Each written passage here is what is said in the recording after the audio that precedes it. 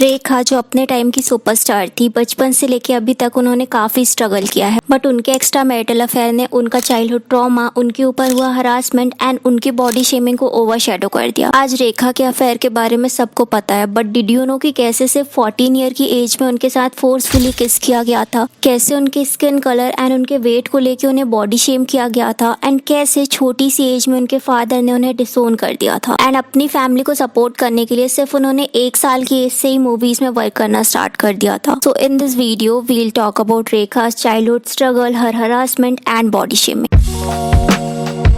सो रेखा ने अपने पूरे करियर में 400 प्लस मूवी करी है, बट वो कभी भी एक्ट्रेस नहीं बनना चाहती थी। इनफैक्ट वो तो एक नॉर्मल लाइफ जीना चाहती थी। मैं कभी नहीं चाहती थी कि मैं एक्ट्रेस बनूं, मुझे तो मार मार के बनाएगा।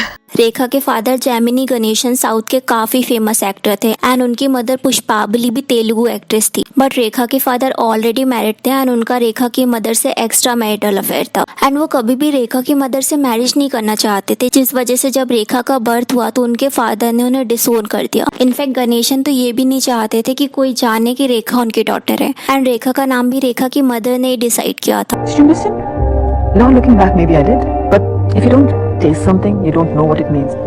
I didn't know what the word father meant. सो अब रेखा की सारी रिस्पॉन्सिबिलिटी उनकी मदर के ऊपर थी, बट रेखा काफी छोटी थी, जिस वजह से उनकी मदर मूवीज में वर्क नहीं कर पा रही थी एंड काम ना करने की वजह से उन्हें फाइनेंशियल स्ट्रगल का सामना करना पड़ता। रेखा के फादर भी रेयरली उन्हें विजिट करते। इनफैक्ट रेखा के फादर का रेखा की मदर से ही नहीं बल्कि काफी सारी अदर फीमेल के साथ भी एक्स्ट्रा मैरिटल अफेयर था एंड उनके साथ भी उनके काफी सारे बच्चे थे। There are a dozen of them, in case you don't know.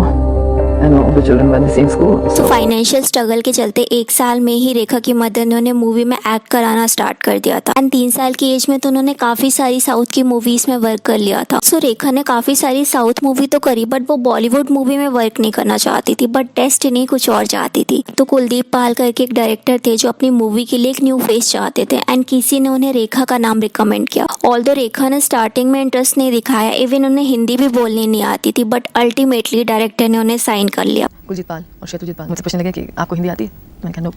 आपको हिंदी फिल्मों में काम करना है? तो मैंने कहा नो। ठीक है, आपको कला करके साइन कर लेते हैं। एंड सिर्फ 13 साल की एज में ही वो मुंबई आ गई। अब मुंबई वो अकेले आए थे क्योंकि उनकी मदर काफी ज्यादा बीमार रहती थी। फिर बम्बई कब आई? बम्बई जब मैं 13 साल की थी। तो रेखा की जो फर्स्ट मूवी थी वो अनजाना सफर था एंड इसी मूवी के दौरान रेखा के साथ हरासमेंट हुआ था। तो रेखा की ऑटोबायोग्राफी द लाइफ ऑफ रेखा में इस इंसिडेंट का मेंशन है। तो होता क्या है कि जब रेखा अनजाना सफर मूवी की शूटिंग कर रही थी तो मूवी के डायरेक्टर राजा नवाते, कुलदीप एंड विश्वजीत ने एक प्लान बनाया एंड क्योंकि उस डे पर रोमांटिक सीन का शूट किया जाना था, जिस वजह से उन्होंने सारी स्ट्रेटेजी शूट के पहले ही डिसाइड कर ली। कैमरा एंगल भी सेट था एंड जैसे ही डायरेक्टर ने एक्शन बोला तो विश्वजीत ने रेखा को अपने आर्म में लिया एंड फोर्सफुली उन्हें किस करने लगे। रेखा बहुत ज्यादा सरप्राइज हो गई थी बिकॉज ये सीन तो उन्हें स्क्रिप्ट में मेंशन ही नहीं किया गया था। डायरेक्टर भी कट बोलने को रेडी नहीं थे एंड विश्वजीत भी उन्हें कंटिन्यूअसली किस करे जा रहे थे एंड अदर मेंबर्स जो थे ना वो शेमलेसली चेयर करे जा रहे थे, सीटी बजाए जा रहे थे। रेखा उस टाइम पे इतनी ज्यादा डर गई थी कि वो कंटिन्यूअसली रोए जा रही थी। इस टाइम वो 14 ईयर की थी एंड वो मुंबई में अकेले थे, उनका कोई सपोर्ट सिस्टम भी नहीं था। जस्ट इमेजिन कि कितना डिस्गस्टिंग होगा ये सीन एंड कितना अलोन फील कर रही होंगी रेखा उस टाइम पे। सो ये मूवी 1969 में रिलीज होने वाली थी, बट कुछ सीन की वजह से सेंसर बोर्ड इसे पास नहीं कर रहा था, जिस वजह से इस मूवी को 10 साल बाद 1979 में मूवी का नाम दो शिकारी करके रिलीज किया गया। तो जब ये मूवी की शूटिंग हो रही थी तो मीडिया को इस इंसिडेंट के बारे में नहीं पता था एंड रेखा भी इस टाइम पे एस्टैब्लिश हो गई थी। तो जब मीडिया को इसके बारे में नॉलेज हुआ तो उन्होंने विश्वजीत से इसके बारे में क्वेश्चन किया, बट विश्वजीत को अभी भी इसके बारे में कोई रिग्रेट नहीं था। इनफैक्ट ही लाफ हंसते हुए बोला कि मीडिया छोटी सी चीज को बिग कंट्रोवर्सी बना देती है। ही सेड द किस was necessary for the movie and he improvise. He said कि उन्होंने रेखा से भी इसके बारे में बात करी थी एंड दोनों का कॉर्डियल रिलेशन है, बट इट्स सो वियर्ड क्योंकि अगर ये नॉर्मल केस होती तो रेखा लेटर ईयर्स में उनके साथ जरूर काम करती, बट फेमस होने के बाद उन्होंने विश्वजीत के साथ काम करना अवॉइड किया। सो रेखा की तरह ना पहले की एक्ट्रेस के साथ हरासमेंट बहुत कॉमन था। विनोद खन्ना ने भी माधुरी दीक्षित एंड डिम्पल कपाड़िया के साथ फोर्सफुली किस किया था। विनोद ने तो माधुरी को इतना फोर्सफुली किस किया था कि उनकी लिप्स ब्लीड कर रही थी एंड लेटर विनोद ने सिर्फ ये बोला कि उन्होंने अपना कंट्रोल खो दिया था। तो पहले के टाइम पे एक्ट्रेस काफी अनसेफ फील करती थी, जिस वजह से वो अपनी मदर या अपने फैमिली मेंबर को सेट पे ले जाते थे। चाइल्ड प्रोटेक्शन भी एक्टिव नहीं था, मेल डोमिनेशन इतना ज्यादा था कि मेल्स की बड़ी से बड़ी मिस्टेक को हाइड कर दिया जाता था एंड एक्ट्रेस भी अपने करियर की सेफ्टी के चलते ओपनली कुछ नहीं बोल पाती थी एंड अगर कोई एक्ट्रेस स्टेटमेंट देती भी थी तो गॉसिप मैगजीन के थ्रू उनको ही विलन बना दिया जाता था।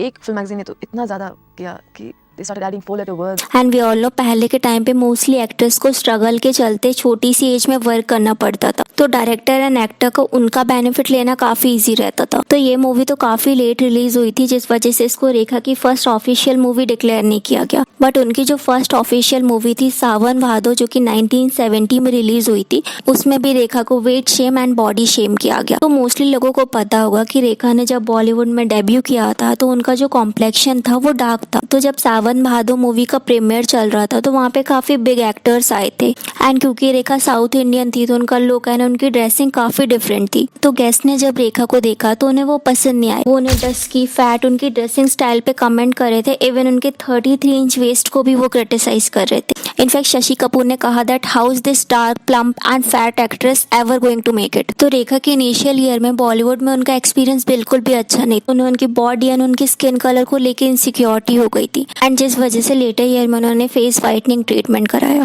तो पहले के टाइम तो ये कॉमन था, एंड अभी भी बॉलीवुड में कुछ खास चेंज नहीं हुआ है, क्योंकि अभी भी फेयर एक्टर्स को ही कास्ट किया जाता है। एंड अगर हम रेखा के अमिताभ के साथ एक्स्ट्रा मैरिटल अफेयर की बात करें तो ऑफकोर्स उन्होंने अपनी ही बेस्ट फ्रेंड का होम ब्रेक करने का ट्राई किया, बट ये ट्रॉमा रेखा को उनकी मदर से आया। लाइक उनकी मदर ने भी एक्स्ट्रा मैरिटल अफेयर रखा, ये जानते हुए भी कि वो पर्सन उनसे मैरी कभी नहीं करेंगे, एंड उनके चिल्ड्रन की लाइफ काफी ज्यादा मेस्ड अप होने वाली है, ये जानते हुए उन्होंने अफेयर कंटिन्यू रखा। तो रेखा का चाइल्डहुड इतना मेस्ड अप था कि मोस्टली टाइम वो अपनी ग्रैंड मदर के साथ ही रहती थी। उन्हें तो उनके फादर की एग्जिस्टेंस का भी नॉलेज नहीं था, वो अपने फादर की अटेंशन के लिए क्रेव करती थी। Darling, I've never spoken to him yet. To your father? No. He moved out of your lives.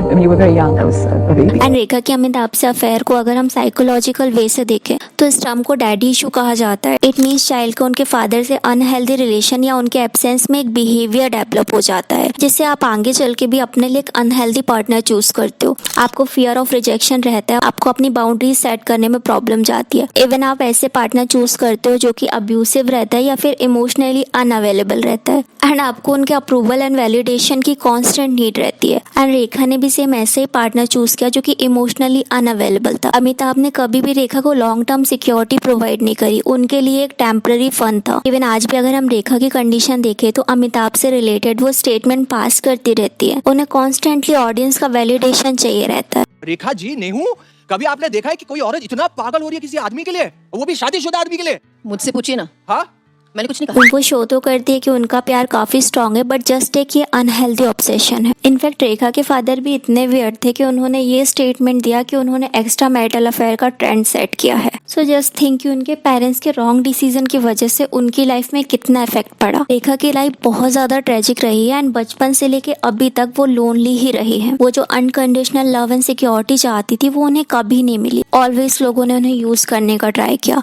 So what I thought about today's video, let me know in a comment. And ये video रेखा की image को white wash करने के लिए नहीं है, क्योंकि रेखा and Amitabh के अफेयर के बारे में जानने के लिए, कैसे वो अमिताभ से अभी भी अनहेल्दी वे से ऑब्सेस्ड है, जानने के लिए इस वीडियो को क्लिक करें।